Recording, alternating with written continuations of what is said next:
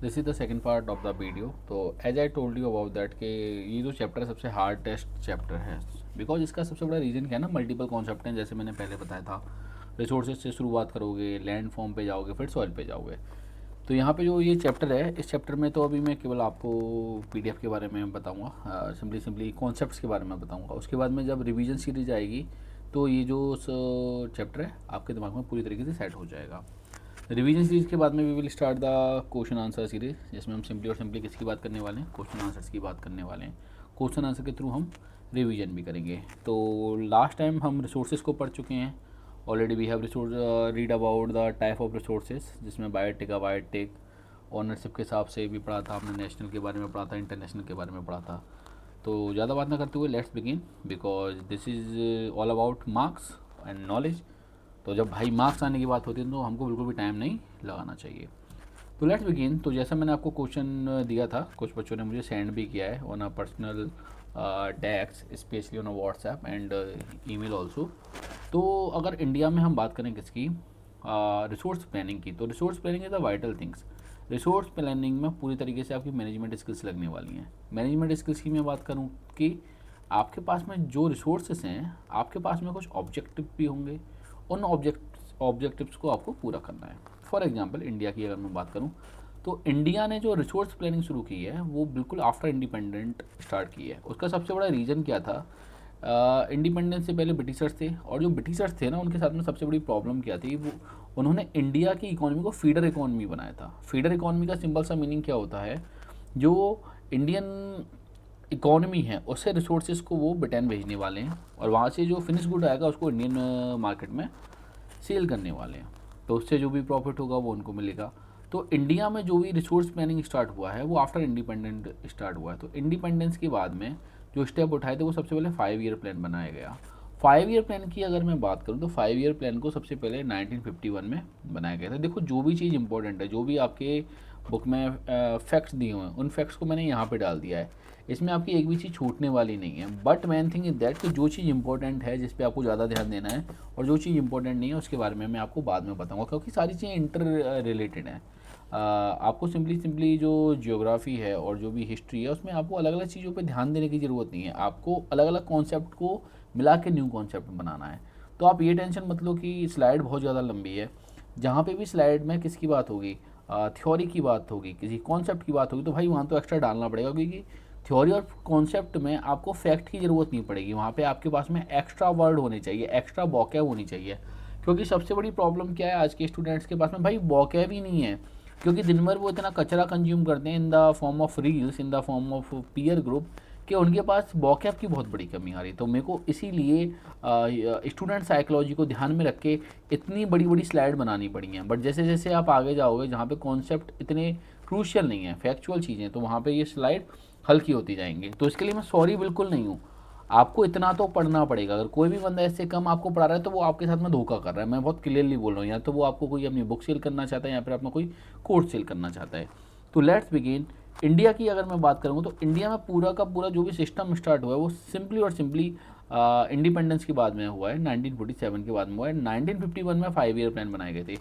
ये कुछ ऐसे ही है जैसे आप 5 ईयर में कोई भी ऑब्जेक्टिव तय करते हो, कोई भी टारगेट तय करते हो, और उन टारगेट को अचीव करने का ट्राई करते हो, जिसको कंटिन्यूस एफर्ट किए गए, जिसके लिए इकोनॉमिक ग्रोथ के लिए और बैलेंस डेवलपमेंट के लिए गवर्नमेंट ने क्या किया, पब्लिक सेक्टर अंडरटेकिंग बनाई। For example just imagine I am a businessman, मुझे कोई भी चीज़ स्टार्ट करनी है तो मेरा सबसे बड़ा मोटिव क्या होगा, प्रॉफिट। तो ऐसी रीजन जहाँ पे ट्राइबल रीजन है, जहाँ पे फॉरेस्ट है, मैं वहाँ पे कोई भी कंपनी नहीं लगाऊंगा। तो गवर्नमेंट ने पूरे के पूरे रीजनल डेवलपमेंट के लिए, बैलेंस डेवलपमेंट के लिए, इकोनॉमिक ग्रोथ के लिए क्या बनाए, 5 ईयर प्लान बनाए। इसमें सिंपली और सिंपली 5 ईयर का टाइम होता था। गवर्नमेंट उनमें कुछ ऑब्जेक्टिव तय करती थी, कुछ टारगेट तय करती थी, और उसको अचीव करने के बाद में एक रिपोर्ट निकालती थी। Availability of resources is not enough, इसको आपको समझना पड़ेगा कि आपके पास में रिसोर्सेज हैं तो वो ज़रूरी नहीं है भाई। क्योंकि सबसे बड़ी प्रॉब्लम क्या है, रिसोर्सेज को डेवलप्ड स्टेट में लाने के लिए आपको टेक्नोलॉजी की ज़रूरत पड़ेगी, इंस्टीट्यूशनल चेंजेस की ज़रूरत पड़ेगी, और स्किल्ड ह्यूमन रिसोर्स की ज़रूरत पड़ेगी। टेक्नोलॉजी एक वाइटल रिसोर्स है। टेक्नोलॉजी, लेबर और लैंड, जब आप इकोनॉमी पढ़ोगे तो आपको इन चीज़ों को बार बार पढ़ना पड़ेगा, एंड कैपिटल को मिला के इंस्टीट्यूशन बनते हैं। और इंस्टीट्यूशन क्या होता है, रिसोर्स में चेंज करता है। फॉर एग्जांपल अगर आपको कहीं पे आयरन ओर मिला तो इसका मतलब ये नहीं कि आप अमीर हो गए भाई। सिंपली और सिंपली आपको एक चीज़ समझना पड़ेगा, जो आयरन ओर है ना बेटा, उससे आयरन बनाने में पूरा एक फेज निकलेगा। आपको लगातार R&D करना पड़ेगा, आपको एक प्लांट बनाना पड़ेगा, आपको एक इंस्टीट्यूशन बनाना पड़ेगा। तो इंस्टीट्यूशन को आपको समझना पड़ेगा। दूसरी चीज़ अगर मैं आपको समझाऊँ कि इंस्टीट्यूशन इनके बाद में स्किल्ड ह्यूमन रिसोर्स की ज़रूरत पड़ेगी, क्योंकि आज की डेट में आपने देखा होगा सिंपली और सिंपली जो ह्यूमंस हैं वो एक अगर स्किल्ड लेबर नहीं तो वहाँ पे आपको बहुत ज़्यादा प्रॉब्लम देखने को मिलेगी। जैसे आप अभी मिडिल ईस्ट की कंडीशन देखिए, अफ्रीका की कंडीशन देखिए, मिडिल ईस्ट कंट्रीज में काफ़ी ज़्यादा प्रॉब्लम आपको फेस करने की मिलेगी, क्योंकि वहाँ पे इतनी ज़्यादा स्किल्ड लेबर नहीं है। सबसे अच्छा एग्जाम्पल मैं लेके चलता हूँ इंडिया एंड पाकिस्तान का। पाकिस्तान और इंडिया 1947 में साथ साथ आज़ाद हुए थे, बट आज की डेट में आप देखो इंडिया कहाँ पे और पाकिस्तान कहाँ पे, क्योंकि पाकिस्तान के साथ में सबसे बड़ी प्रॉब्लम यही थी कि जो पाकिस्तान है उसके पास में स्किल्ड लेबर की बहुत ज़्यादा कमी थी। जब स्किल्ड लेबर की कमी थी तो वो उस तरीके से डेवलप नहीं कर पाए, है ना। तो इस चीज़ को आपको समझना पड़ेगा कि किसी भी रिसोर्सेज को आगे बढ़ाने में सिंपली सिंपली किसकी ज़रूरत है, स्किल्ड लेबर की भी बहुत ज़्यादा ज़रूरत है। मैं हर स्लाइड को इतना समझा रहा हूँ, इतना ज़्यादा रिपीट कर रहा हूँ इसलिए ताकि आपके दिमाग में कॉन्सेप्ट जा सके। बेसिकली एक स्लाइड को समझाने में मैंने 6 मिनट का टाइम लिया है। उसका सबसे बड़ा रीज़न क्या है, ये थियोरटिकल स्लाइड है, इसमें कॉन्सेप्ट हैं, वो चीज़ आपको समझनी पड़ेगी। तो इससे जब आप आगे बढ़ोगे तो आपको समझना पड़ेगा। वही क्वेश्चन मैंने रिपीट किया है कि अगर झारखंड के पास में पैसा है और रिसोर्सेज हैं तो वो इतना बैकवर्ड क्यों है। तो resource rich but the economic backward region, जैसे हम छत्तीसगढ़ की बात कर सकते हैं, झारखंड की बात कर सकते हैं, उड़ीसा की बात कर सकते हैं। ये ऐसे स्टेट हैं जिनके पास में रिसोर्सेज तो है, बट जब हम कंपेयर करेंगे इनका कर्नाटका से, when we compare with the Haryana, when we compare with the Punjab, तो इनके पास में वो रिसोर्सेज की कमी देखने को मिलेगी। उसका सबसे बड़ा रीज़न क्या है, लैक ऑफ एडवांस टेक्नोलॉजी। इनके पास में वो टेक्नोलॉजी नहीं है जिससे वो अपने रिसोर्सेज को क्या कर सकें, ग्रो कर सकें। दूसरा पुअर इंफ्रास्ट्रक्चर। फॉर एग्जाम्पल अगर हम छत्तीसगढ़ की बात करें तो आज की डेट में तो कंडीशन बहुत अच्छी है, बट एक लॉन्ग टाइम तक छत्तीसगढ़ में नक्सली की बहुत ज़्यादा प्रॉब्लम थी। इसी वजह से यहाँ पे इंफ्रास्ट्रक्चर इतना डेवलप नहीं हो पाया, रोड नेटवर्क इतना अच्छा नहीं था। आज की डेट में तो जो प्रेजेंट आई थिंक जो सेंट्रल गवर्नमेंट है उसने इसमें काफ़ी चीज़ों में सुधार किया है। दूसरा वीक इंस्टीट्यूशनल डेवलपमेंट, इंस्टीट्यूशंस की कमी है। गवर्नमेंट इंस्टीट्यूशन हो सकता है, उसमें करप्शन हो सकता है, गवर्नमेंट इतनी कैपेबल ना हो कि वहाँ पे जाके कोई भी डेवलपमेंट कर सके। तो आपको ये भी समझना पड़ेगा कि गवर्नमेंट भी एक इंस्टीट्यूशन है और वो और इंस्टीट्यूशंस को बनाने में हेल्प करेगी। अगर गवर्नमेंट इफेक्टिव है तो डेफिनेटली उसका प्रॉफिट एक रीजन को मिलने वाला है। तो सबसे बड़ी प्रॉब्लम जो आपके सामने आई वो ये है कि उड़ीसा, छत्तीसगढ़ और Jharkhand they have a resources, but उनके पास में टेक्नोलॉजी की कमी है, इंस्टीट्यूशंस की कमी है, इसलिए वो क्या नहीं कर पा रहे, डेवलप नहीं कर पा रहे।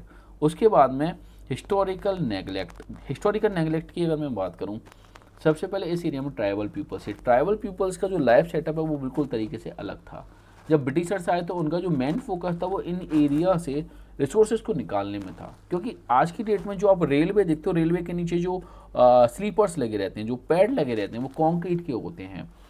बट उस टाइम पे जो भी सिस्टम था उसमें सिंपली और सिंपली क्या था, वहाँ पे जो पैड लगते थे ब्रिटिश एरिया में वो लकड़ी के लगते थे। उस लकड़ी को काटने का काम, उस लकड़ी को ढोने का काम, सारा का सारा काम ट्राइबल करते थे।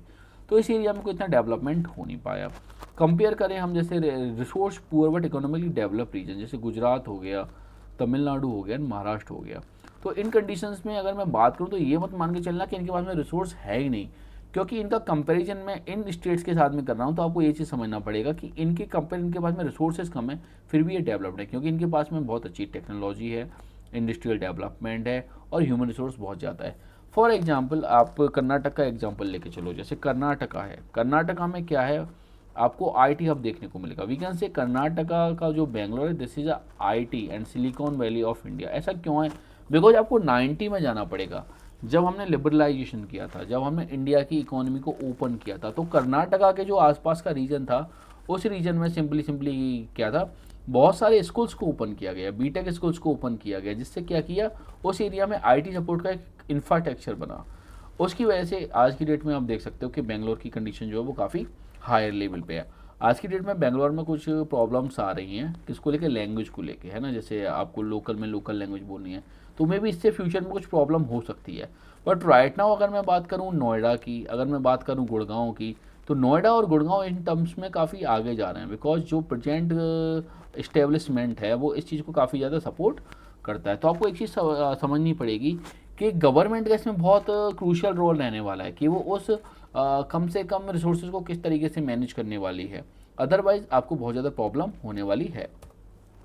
अगर मैं बात करूं रिसोर्स प्लानिंग इन इंडिया की, तो impact of colonisation we can't neglect that कि इंडिया के साथ में बहुत ज़्यादा इनजस्टिस हुआ, क्योंकि अगर मैं लास्ट 1200 ईयर की बात करूं तो इंडिया एक प्रेशर में रहा है, लगातार कंटिन्यूस वॉर फेस किए हैं, ऐसी रिजीम फेस की है जिसने क्या किया, इंडिया को एक तरीके से निचोड़ने का काम किया है। जैसे शशि थरूर ने एक बहुत फेमस स्पीच दी थी जिसमें उन्होंने बताया था कि जो ब्रिटिश गवर्नमेंट है उसने इंडिया को कितना लूटा, तो वो भी जो भी आपका टारगेट मनी था, जो भी पैसा था, वो अमाउंट काफ़ी ज़्यादा था। अगर वो पैसा हम अपने इंडिया में लगाते तो डेफिनेटली हम डेवलप्ड होते। वो हमेशा बोलते हैं कि जो डेवलपमेंट ऑफ यूरोप है वो डी डेवलपमेंट ऑफ इंडिया की वजह से हुआ, क्योंकि उन्होंने इंडिया के साथ में रिसोर्सेज को इंडिया से ब्रिटेन में ट्रांसफ़र किया, इसलिए ब्रिटेन इतना रिच हो पाया। इसीलिए वी से दैट कि इंडिया जो है वो ब्रिटिश ताज का क्राउन था। Colonisation had rich natural resources. Colony जो थी सिंपली जैसे इंडिया हो गया, अफ्रीका हो गया, उनके पास में बहुत सारे नेचुरल रिसोर्सेज है। अब नेचुरल रिसोर्सेज को प्रोसेस किया जाएगा, प्रोसेस करके उनसे क्या किया जाएगा, वेल्थ को जनरेट किया जाएगा। तो रिसोर्सेज तो इंडिया के होंगे, प्रोसेस कराने में भी इंडियन लेबर का यूज किया जाएगा, बट प्रॉफिट किसको मिलेगा, ब्रिटिशर्स को मिलेगा। Foreign investors were attracted due to the resource wealth. जो भी रिसोर्सेज थी उसकी वजह से फॉरेन इन्वेटर्स इंडिया में आए, यूएस में आए, अफ्रीका में आए और वहाँ पे जाके लोगों को गुलाम बनाया। आज की डेट में यूएस की हिस्ट्री आपको बिल्कुल चेंज देखने को मिलेगी, वाइट पीपल्स देखने को मिलेंगे। वहाँ पे जो नॉर्मल पीपल रहते थे वो रेड इंडियंस थे। बेसिकली मैं हमेशा ये कोशिश करता हूँ कि मैं एक स्लाइड पे कम से कम टाइम लूँ, बट प्रॉब्लम ये है कि इतनी सारी चीज़ों को शेयर करने का मन करता है ना कि वहाँ पे आपको रुका नहीं जाता। जब यूरोपियंस अमेरिका में पहुँचे तो वहाँ पे रेड इंडियंस थे, रेड इंडियंस ने यूरोपियंस का स्वागत किया, बट उन्होंने उनके साथ क्या किया, पूरी की पूरी रेड इंडियंस को ख़त्म कर दिया। आज हार्डली 1 और 2% है। उसमें उन्होंने क्या तरीका यूज किया कि जब यूरोपियंस अमेरिका पहुंचे तो वो अपने साथ बहुत सारी बीमारियां लेके पहुंचे, तो उन्होंने क्या किया, जो ब्लैंकेट्स होते थे, जो इन्फेक्टेड ब्लैंकेट होते थे, उन इन्फेक्टेड ब्लैंकेट्स को क्या किया, रेड इंडियंस को दिया। तो बहुत सारी रेड इंडियंस बीमारी से भी मारे गए, क्योंकि कॉलोनाइज कंट्रीज के बाद में सुपीरियर टेक्नोलॉजी थी और उसके बाद में दे एक्सपर्टेड रिसोर्स एंड एस्टेब्लिश सुप्रीमेसी। उन्होंने क्या किया, रिसोर्सेज को सुप्रीमेसी किया। मैं इस लाइन से शायद एग्री नहीं हूँ। उसका सबसे बड़ा रीज़न क्या है कि जो कॉलोनीज थी वो इनह्यूमन थे, ऐसा कोई उनके पास में खास टेक्नोलॉजी नहीं थी। जैसे यूरोपियंस ने, स्पेशली ब्रिटिशर्स ने इंडिया में जो भी बढ़त बनाई उसका सबसे बड़ा रीज़न क्या था, गन पाउडर था, कंपास था। कंपास की हेल्प से वो इंडिया आ पाए और गन पाउडर की वजह से वो जीत पाए। तो गन पाउडर का इन्वेंशन भी चाइना में हुआ था और कंपास का इन्वेंशन भी चाइना में हुआ था। हाँ, बट वो इन चीज़ों का यूज डिस्ट्रक्टिव वे में कर पाए। दूसरा, 1192 यानी तराइन फर्स्ट से लेके और ब्रिटिशर्स के आने तक जो इंडिया में गैप रहा है ना, वहाँ पे कोई भी साइंटिफिक डेवलपमेंट नहीं हुई है। तो इसकी वजह से भी इंडिया थोड़ा बैकवर्ड हो गया था। डेफिनेटली अगर ओल्ड एंशियंट टाइम होता तो डेफिनेटली इंडिया बहुत ज़्यादा ग्रोथ कर पाता।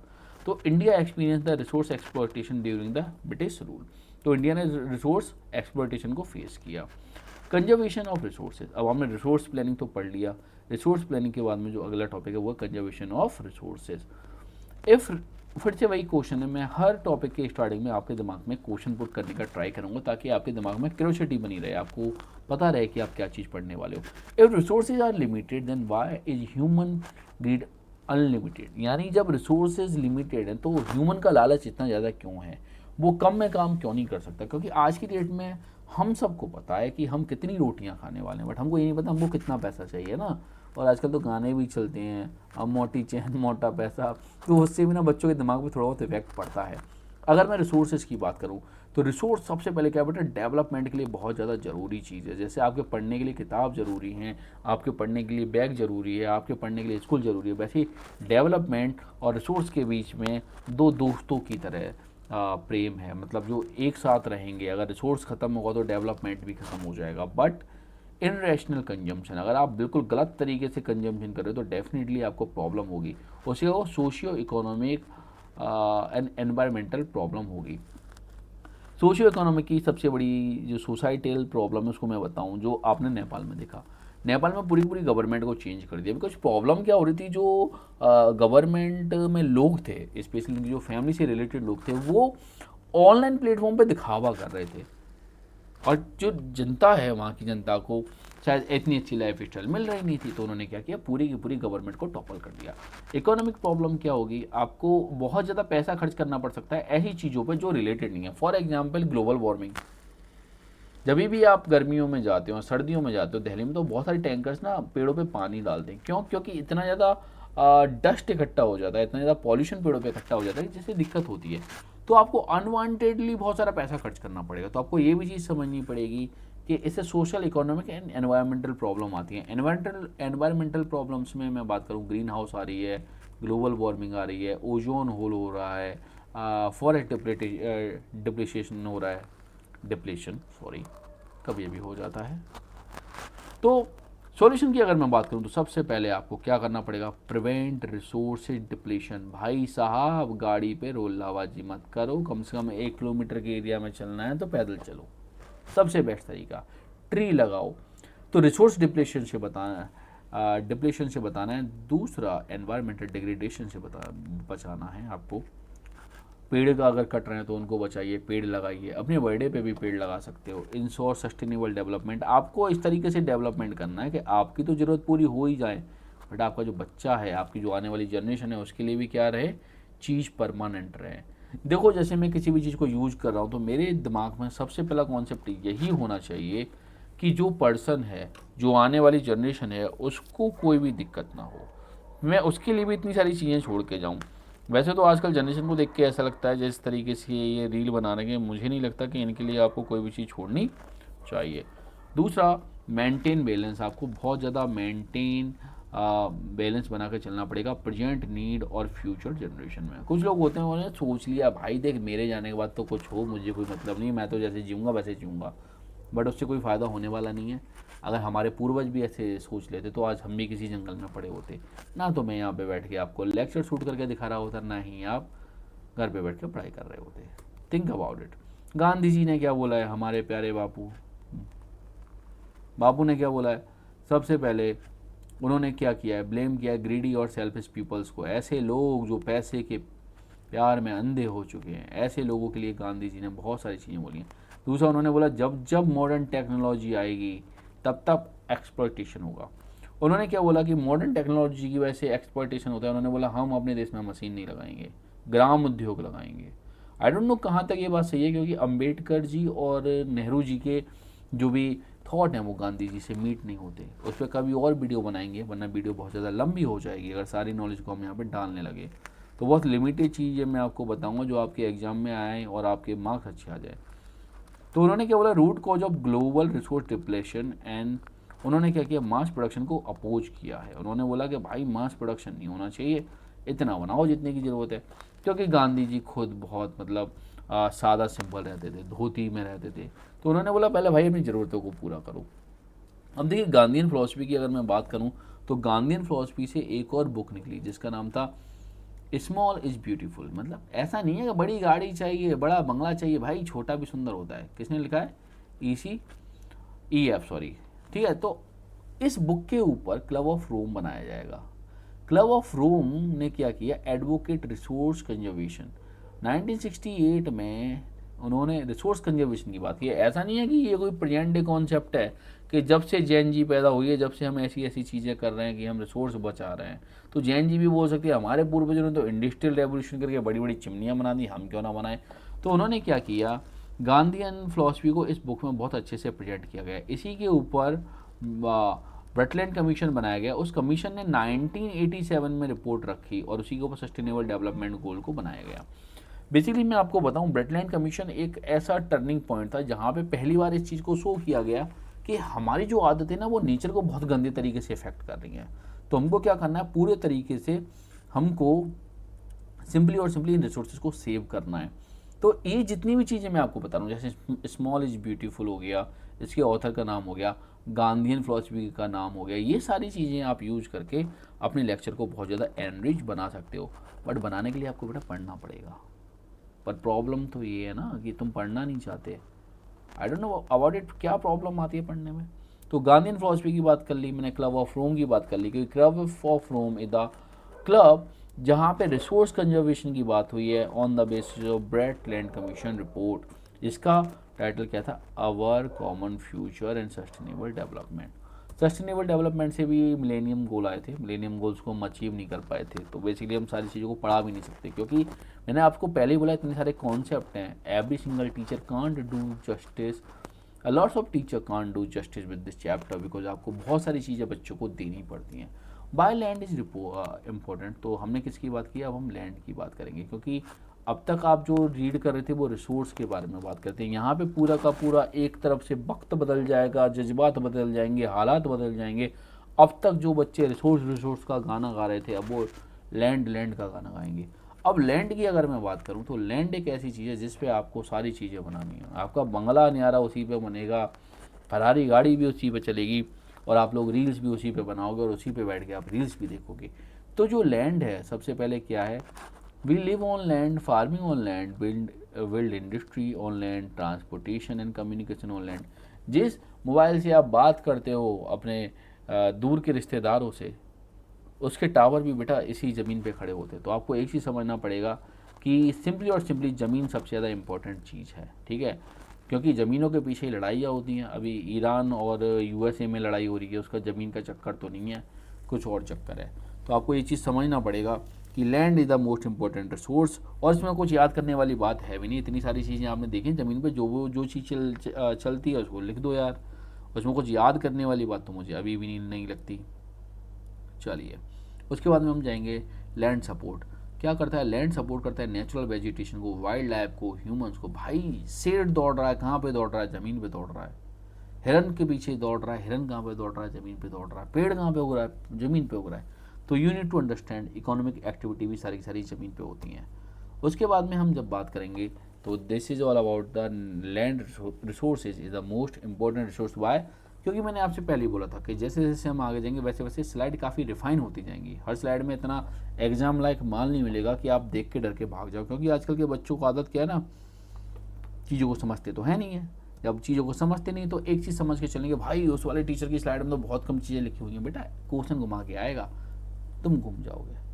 घूमना नहीं है, नॉलेज लेनी है, नॉलेज, प्योर नॉलेज, ठीक है। तो सारी चीज़ें पढ़ के जाओगे, उसके बाद में टिक लगवा देंगे कि ये चीज़ इंपॉर्टेंट है, ये चीज़ एग्जाम में नहीं आएगी, what's a big deal in that, अभी साथ बने रहो, ठीक है। तो आगे बढ़ते हैं।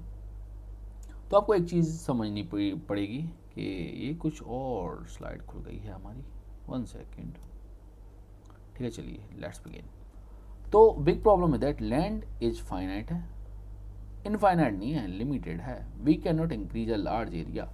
कुछ लोगों ने ट्राई भी किया था, दुबई के लोगों ने ट्राई किया था कि हम ना सी में से सैंड निकाल के सी आइलैंड बना देंगे, बट उसका कुछ प्रॉफिट हुआ नहीं। वो जो दोनों प्रोजेक्ट थे, शायद पाम जुमेरा, वो फेल कर गया है मेरे हिसाब से। व्हाट शुड वी डू, तो प्रॉपर प्लानिंग करेंगे, केयरफुल यूज करेंगे और अवॉइड मिस यूज करेंगे। कुछ नहीं है कि भाई सब कुछ नहीं, ज़मीन पे तो कुछ बना दिया, ऐसे नहीं। आपको रिसोर्सेज का ढंग से यूज करना पड़ेगा। अब यूज का मतलब क्या है, कितना एग्रीकल्चर करना है, कितनी ज़मीन बनानी है, कितना आपको जानवरों के लिए छोड़ना है, जिसको हम रेयरिंग ग्राउंड्स भी बोलते हैं, ठीक है। तो आपको ये चीज़ समझना पड़ेगा कि इस लैंड प्लानिंग को आपको अच्छे से करना पड़ेगा। सबसे पहले हम बात करेंगे relief feature of India. Relief feature की अगर मैं बात करूँ तो रिलीफ का मतलब क्या होता है, जो चीज़ें आप देख पा रहे हो, ये ज़मीन है किस तरीके की, प्लेन रीजन है, तो वी कैन से लैंड है, प्लेन रीजन है ये। यहाँ पे आप खेती कर सकते हो, दूर दूर तक आपको कुछ नहीं, समतल चीज़ें दिखाई देंगे, ठीक है। उसके बाद में दूसरा जो पॉइंट है, दिस इज द माउंटेन्स, जहाँ पे आजकल बहुत सारे एक्टिविटीज़ हो रही हैं, जैसे ऋषिकेश हो गया, हरिद्वार हो गया, मंसूरी हो गया, शिमला हो गया, देहरादून हो गया। बहुत अच्छी जगह है, मन की शांति बहुत मिलती है, ठीक है। प्लेटो की अगर मैं बात करूँ तो ये एक तरीके का माउंटेन होता है जो अपलिफ्टेड लैंड है, बट ऊपर से क्या होगा, फ्लैट होगा। इन तीनों के तीनों इन तीनों के तीनों लैंड फॉर्मेशन रिलीफ फीचर में से जो प्लेटू है वो सबसे ओल्डेस्ट है, उसके बाद में माउंटेन आता है, उसके बाद में प्लेन आता है। इंडिया की भी बात करूँ तो इंडिया में भी यही कंडीशन है। डेक्कन प्लेटू और जो पेनिनसुलर प्लेटू है वो काफ़ी ओल्ड है और माउंटेन काफ़ी न्यू है, और न्यूएस्ट जो है वो प्लेन है। प्लेन रीजन पे कुछ भी बनाना बहुत ईजी है। आप रेलवे का ठेका ले लो, आप रोड का ठेका ले लो, मज़े ही मज़े हैं, समतल रोडें बनाते जाओ। बट माउंटेन और प्लेटू रीजन में बहुत ज़्यादा दिक्कत आएगी, क्योंकि आपको यहाँ पे कोई भी चीज़ बनाने के लिए प्लेन लैंड नहीं मिलने वाला, आपको लगातार मेहनत करनी पड़ेगी। अगर आपको रोड बनाना है तो या तो आपको माउंटेन को कट करना पड़ेगा या फिर हाफ टनलिंग करनी पड़ेगी। कभी मौका मिले तो घूमने निकल जाना। बेसिकली दैट्स कॉल्ड द, कौन से महादेव में वो, चलो I forgot, that's called the Indian Tibet highway. कभी सर्च करना यूट्यूब पे भी, you will see the condition.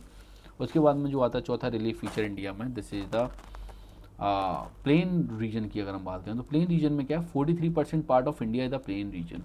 तो सबसे ज़्यादा पार्ट इंडिया के पास में, इसमें क्या है, बेस्ट फॉर एग्रीकल्चर। क्योंकि यहाँ पे क्या है ना, जितनी भी रिवर्स हैं वो रिवर्स लगातार यहाँ पे वाटर लेके आ रही हैं। वाटर के साथ साथ वो अपने साथ में सॉइल भी लेके आ रही है। तो वो सॉइल क्या कर रहा है, इसको एनरिच कर रहा है।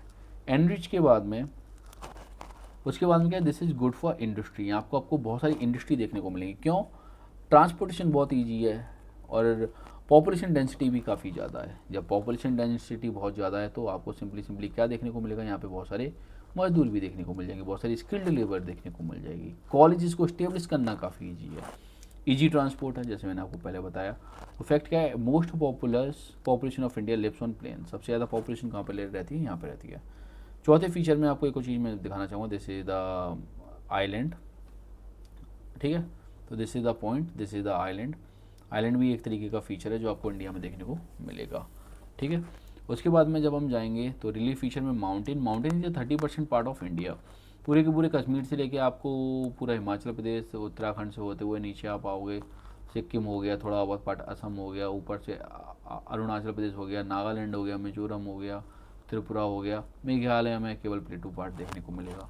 तो यहाँ पे बहुत सारी चीज़ें आपको देखने को मिलेंगी। दूसरी चीज़ इसका यूज़ क्या है, सोर्स ऑफ रिवर। बहुत सारे ग्लेशियर्स हैं, ग्लेशियर्स पे क्या है, बहुत सारी स्नो है। स्नो जब भी मेल्ट होगी तो आपको रिवर में वाटर मिलेगा। इसके बाद में टूरिज्म आपको बहुत ज़्यादा देखने को मिलेगा। Rich forest and climate control, यहाँ पे क्या है, एक रिच फॉरेस्ट है और क्लाइमेट कंट्रोल में इसका बहुत बड़ा हाथ रहता है। जैसे कि जो रिवर है, जब सर्दियाँ होंगी तो ये जो ग्लेशियर्स हैं ये फीड होते हैं। फीड मतलब इनको जो स्नो मिलती है, और जैसे गर्मी होती है वो स्लोली क्या होती है, पिघलना शुरू होती है, और उससे क्या होता है, वाटर मिलता है।